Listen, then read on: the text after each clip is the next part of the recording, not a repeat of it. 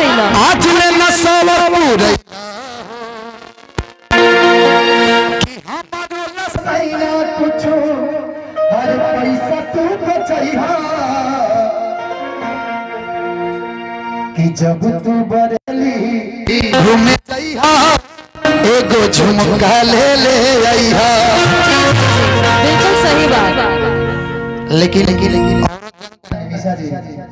शादी भइले के बाद बड़ा गजन हो जाला। 5 लाख के वो सामान लिए दे दी 5 दिन में हर खुश रही भइल के अभी मत करियो हमहु बाड़ बनी तू बाड़ रही है 5 दिन सुनी ना 5 दिन ले मेरा खुश लेकिन 6वां दिन फिर मुंह पर बन जाए अजय झुमका लाएंगे कि नहीं लाएंगे मत करो बियाह तो का जरूरत है बियाह कैला के। हां सही बात है। शादी करेंगे आप तो सजा कौन भोगेगा पड़ोसी आप ही ना भोगेंगे क्या जी एहो हां आई कि भोला कमा के का कैला हो भाई ये हित नहीं के बुझते नहीं के तिलक चढ़ाता करी हमा कि आज रे नसवर पुरैला हो कि हमारो रसैया कुछ अरे पैसा तू बचैहा। लेट हो गए बबुआ लेट हो के हमरा घाम में तो चाम जरत है वो लोग इनका टेंपरेचर बढ़ता कि हमारे रसैया कुछ अरे पैसा तू बचैहा। हां ओकरा के ले ली कि जब तू बरेली घूमे जइहा। मैं कौन रे बोली ना कहीं हमारा सुनता नहीं कि जब तू बरेली घूमे जइहा एक झुमका ले ले आइहा। कल हम लोग बलिया में थे लेकिन बताएंगे नहीं किस पार्टी के लिए थे जो भी हम लोग सारा पार्टी अपनाएंगे सब अपने सब जो जीता वही सिकंदर। आज हम लोग गजब हुआ जीता रेडी फन फन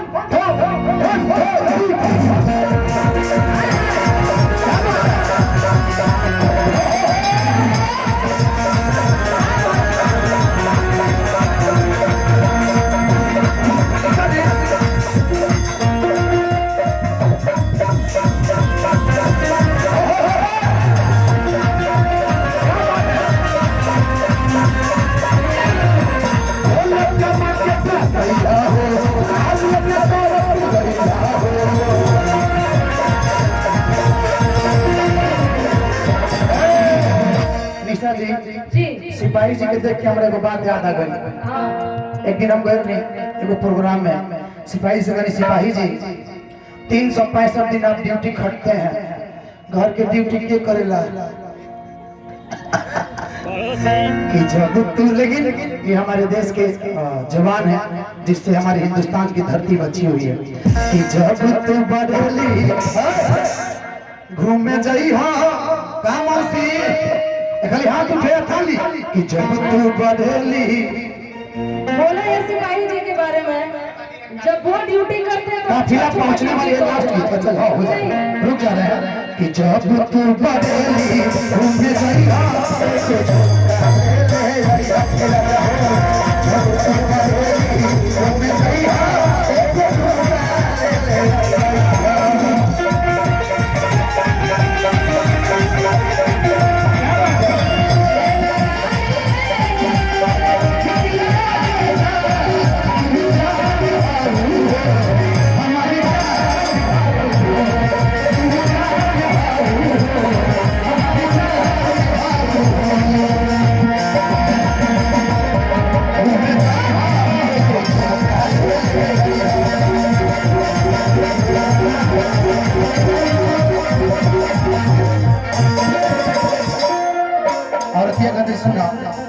हमारा मन करे राजा खूब झमकई सुर हो सिंगार के तोहरा गेल भई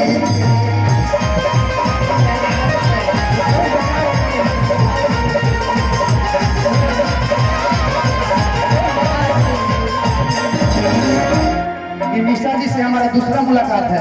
लगातार हम लगाते कि कितना मुलाकात है कोनो गिनती नहीं है। अभी 24 तारीख को मैंने डेट दिया था 4 तारीख को भी मिल रहे हैं 4 तारीख को 4 तारीख को सीतामढ़ी में है। आ जाइए। हमर मान करे राजा उनको झमकई दिए सोजा हो सिंगार करे तो हजार खेल भई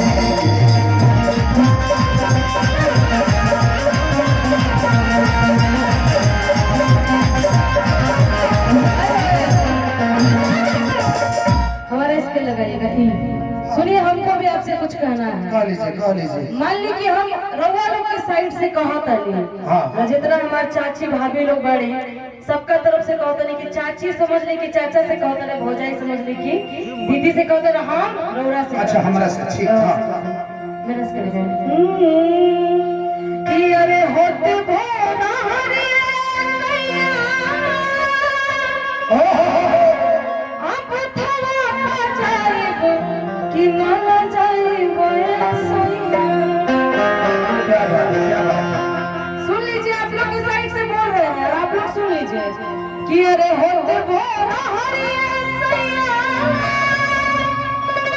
कि थवा जाइब ना जाइब सैया। हमारा केहू से डर नहीं है। एगो गमछी नहीं खजी, गमछी दी। थोड़ा गमछी का अकाल पड़ गया है। गमछी दी। आगे चाचा आइए, देखिए चाचा आ रहे हैं। यहाँ का धनिया बना दे, धनिया। हाँ वाह, हमनियों के देवे के चाहत रहल ना है गुनिका वाला। लेकिन धनिया हाँ थोड़ा बहुत। मान लो कि जीन्स पहनले बनी, आचार हमरा लगे नहीं खे, तो गमछिए से काम चला जाता है। ये ले जाए वाले अरे लजाही का है खाई को ना भतरा के कमाई लजाही का है। हाँ। सुन लीजिए। हाँ। अरे हो इसके क्या बात है। अब थवा पचाइब सुनी अन्ना लाई बयस कि ना लाई बयस।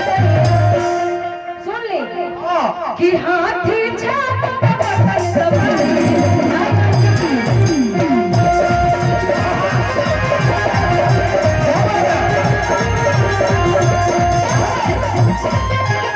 सबको दोनों हाथ उठाएगा, हाथी छाप के नाम पे सब लोग दोनों हाथ उठाएंगे, सब लोग कि हाथी छाप पर बटन दबाए ना लगाई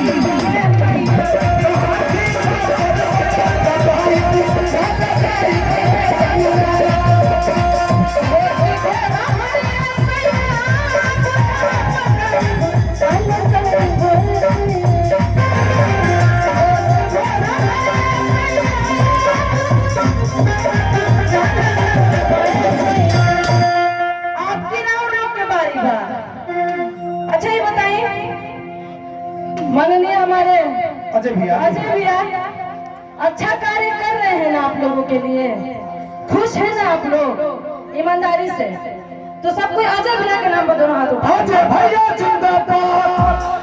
रुके आप मत हो जाइए, सुनने उधर से एक बार हाथ उठाइए। अजय भैया जिंदाबाद। वाह,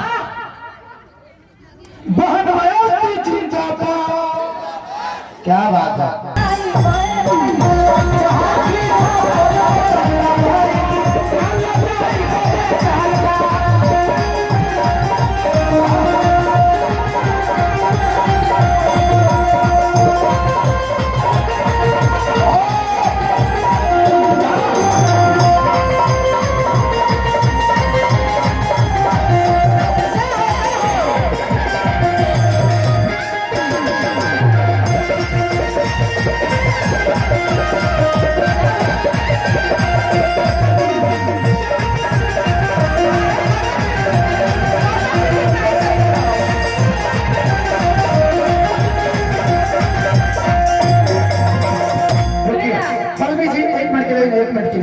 एक काहे पे इतना पसंद चलता रहे। ये पल्लवी जी हैं, मैंने बताया भी था।